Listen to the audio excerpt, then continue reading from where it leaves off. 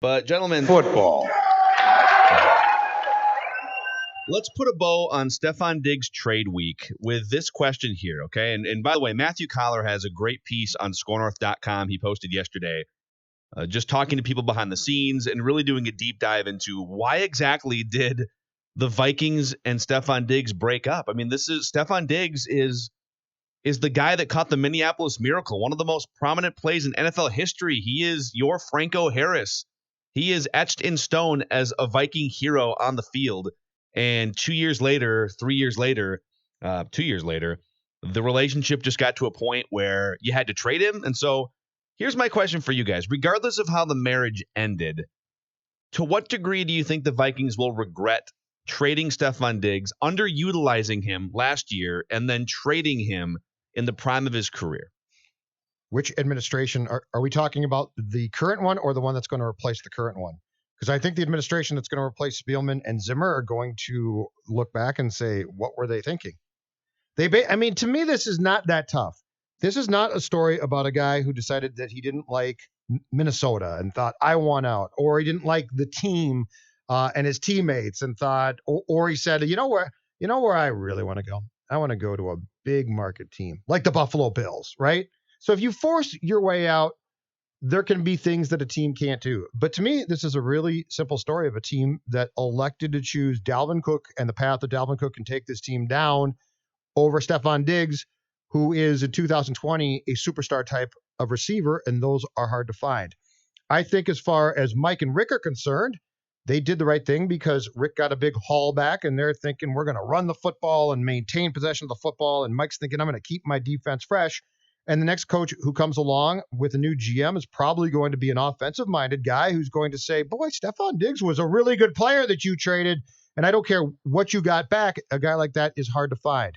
So I think the current administration, Ramie, is not going to regret it. I think the people that are going to eventually replace these guys, probably in the next year or two, are going to say, what the heck were you thinking trading a superstar from an offensive scheme who would have fit us perfectly, and now he's in Buffalo? Actually, Judd, if they're fired and if there is a new administration, then they'll definitely be regretting it, because that will be one of the major mistakes they made along the way that got them fired. So they will certainly be regretting it. But a new administration, maybe not, because that's what we keep saying about this Stefon Diggs trade, is that on its own, in a vacuum, Stefon Diggs and trading him in the situation that you were in makes sense. If it was an untenable situation and you had to trade him, you got a haul for him in return compared to what other premier wideouts have gotten in recent years. The Kirk Cousins deal in a vacuum makes sense. I know a lot of people think he's overpaid, but when you look at the landscape of quarterbacks in the NFL and what they get paid nowadays, it's probably about on par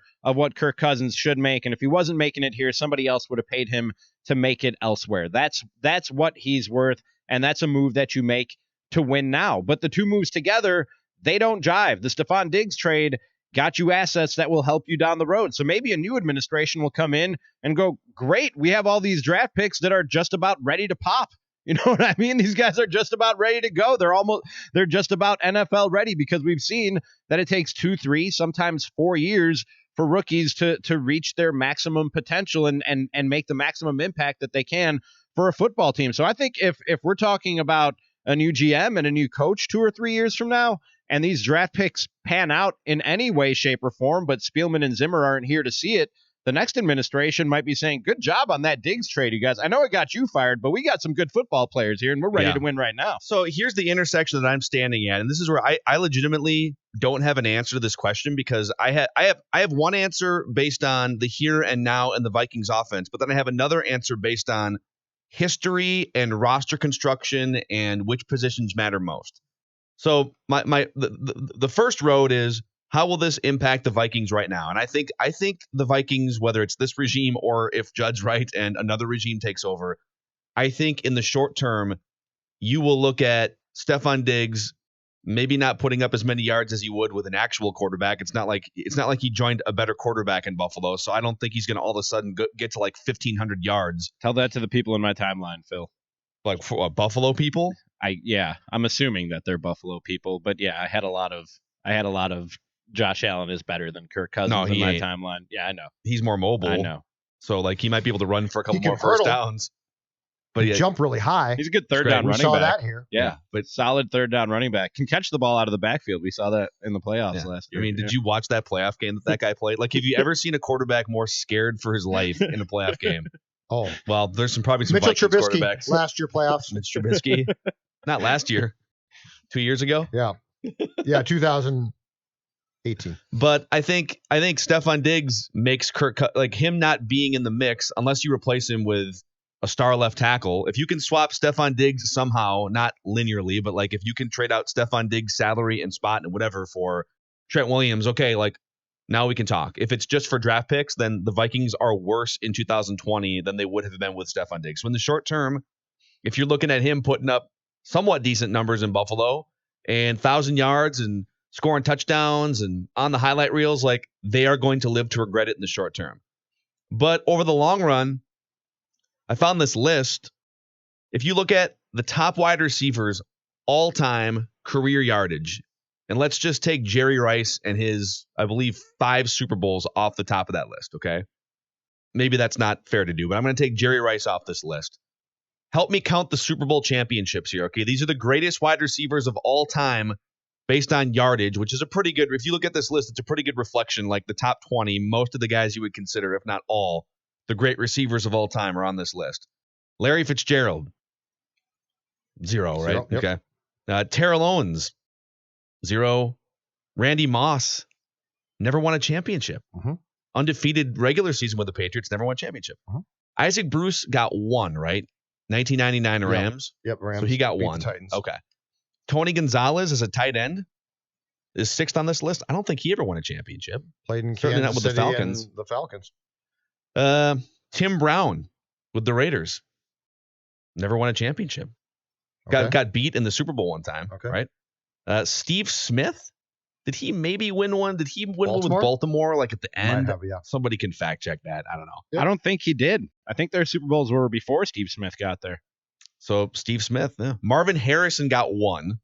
Reggie Wayne got 1. Mm-hmm. Andre Johnson, James Lofton Mhm. got beat a bunch of times in the Super Bowl. Chris Carter, none. Anquan Bolden, I don't think he won a Super Bowl. Like, my point here is wide receivers are great, and wide receivers put up a ton of yards, and they're super fun. And the Vikings definitely would be better with Stefon Diggs this upcoming season. But, like, they historically, outside of Jerry Rice, are not the cog for why you win a Super Bowl. Sure, but- so from that perspective, I don't know if they'll regret it. But I think the conversation here is the direction in which the Vikings are choosing to go and trend themselves, which to me is the problem. They're picking the wrong path. And that's my problem. Offensively, they are picking the wrong path. They're picking a path I love if I were 15, because in 1985, this path was fantastic. But the problem is they are going with, they've convinced themselves that, or Zim has convinced himself that if he can run the ball and hold on to the football, it's going to help his defense. And therefore, that's the smart thing. And I think he is seeing it wrong. And so this to me is not a conversation about can Diggs win a Super Bowl or can he not, because that position, no matter how big of a star you are, is probably among the important positions in all sports, probably the most helpless one, because you're at the mercy of your quarterback, you're at the mercy of the play calling and things around you. But to put a bow on this situation for me with Stefon Diggs in 2020, I love the haul that they got back, but I think the fact that the receiver came to them and said, "Get me out," should have been instructive, not dismissed. And I feel like it was dismissed as, well, we're picking Dalvin Cook, and somebody should have been the adult in the room and said, why does a guy who fits football perfectly right now, which Stefon Diggs does, want out so badly? So that's my issue. Because what Stefon Diggs is saying, and receivers have said this in the past, and they're accused of being divas and being selfish and just wanting their numbers and just wanting their targets. What Stefon Diggs was saying was that, look, I can do more to help us win football games, not I need more receptions, I need more stats for me. He was saying, I can do more than this. I'm better than what you're doing with me. We can win more football games if you used me better, if you used me in a way that other premier wide receivers are used. Instead, Mike Zimmer insists on, no, we run to set up the pass. Dalvin Cook is the center of our offense, and we're not an offense that targets a star receiver a certain amount of times per game or gears an offense towards a certain star wide receiver. And honestly, between the two, I don't know as much football as Stefon Diggs or Mike Zimmer, but I think Stefon Diggs is right. I think Stefon Diggs could have done more to help the Vikings win football games, and not by choice, but by how he was utilized by the Vikings coaching staff. Yeah. I guess the next question is, by the way, Steve Smith never won a Super Bowl. He played in one in 2003 with the Carolina Panthers, but they lost. And interesting fact, his full name, not Steven, it's Stefon, guys. It's Stevonne, Stefon Really? Smith. Yes. so he's like, it's like Steve Urkel and Stefan or Cal. Is that the Panthers version and the Ravens version of Steve Smith? So, this is where I also go back and forth, which is I don't think it makes sense to spend almost $30 million on 2 wide receivers. So, again, optimal roster building strategy. Should you be paying that much money to 2 wide receivers while your offensive line is limited and while you get some aging players on defense? I mean, probably not.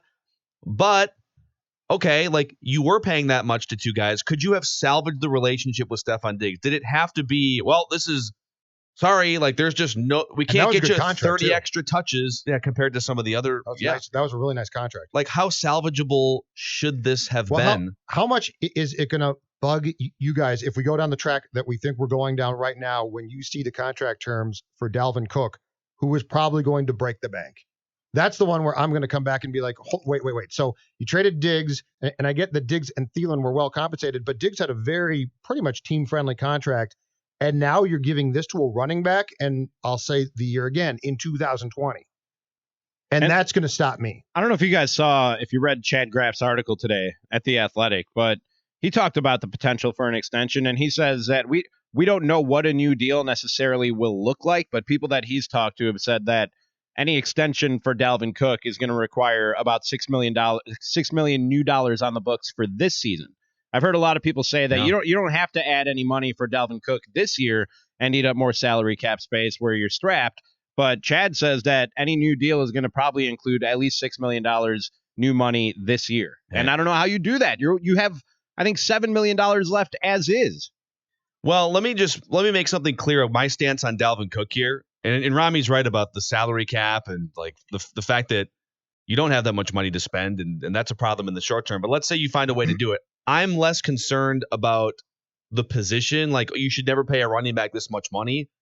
I'm more concerned about the age curve because I actually think Dalvin Cook is one of those guys, 2, 3, 4 running backs at any given time in the NFL that you can make the exception for, provided that they aren't close to the age cliff and provided that you're confident they'll stay healthy.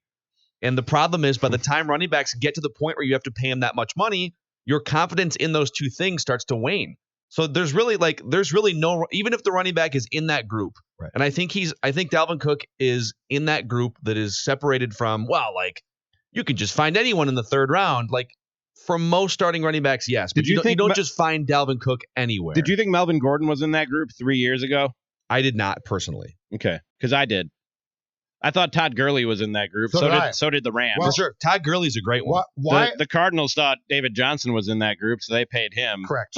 A running back can look like they're in that group and very quickly fall out of that group. And Dalvin Cook already is 0 for 3 in playing full seasons. It's not like this guy has a history of being healthy and putting up 16-game resumes. He has a track record of not being able to play a full season. Those guys were dynamic and, for the most part, healthy when they were in the most productive point in their careers, and that's the first 4 years for a running back. Okay, so if we're going to go down that path too, so they've already done the deed with Diggs. He's gone. Diggs is gone, and you've got 12 draft picks, 2 in the 1st round. You've got assets here. Okay. Mm-hmm. All right. Well, we're down this Dalvin Cook path.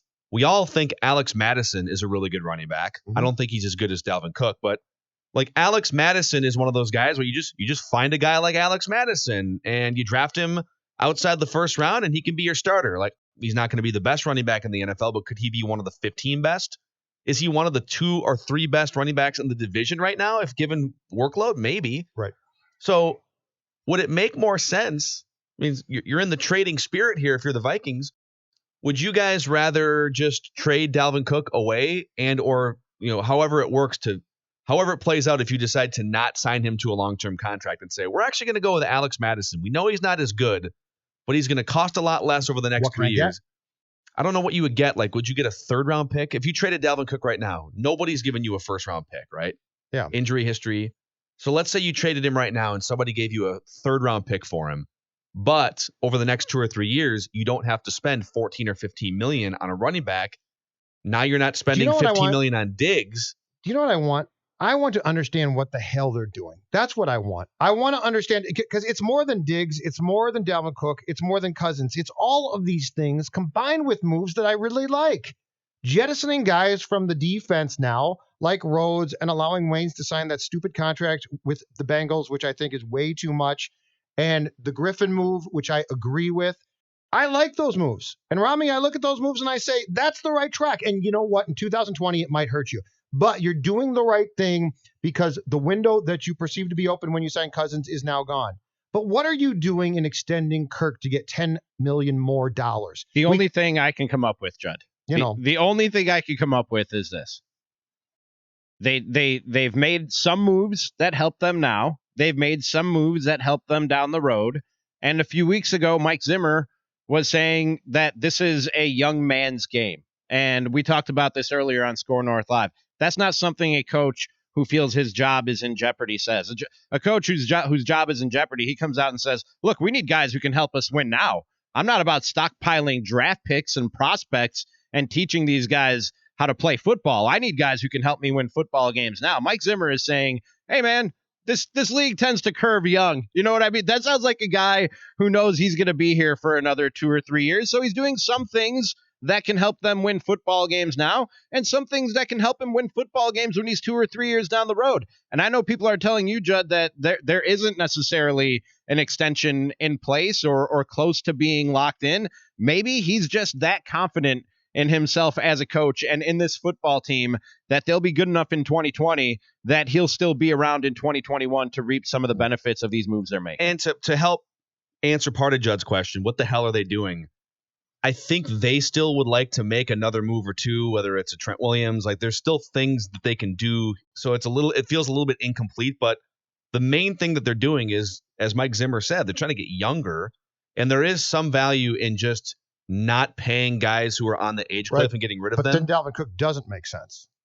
Well, they haven't done anything yet, though. Right, but if they do it, then it makes less sense. But this is where they might look at Everson Griffin 32 correctly, by the way, and say age cliff. They might look at, and by they could mean two different things too, because the Vikings, as reported by Matthew Collar and others, the Vikings front office is very analytically savvy and forward thinking. Correct. Mike Zimmer is not.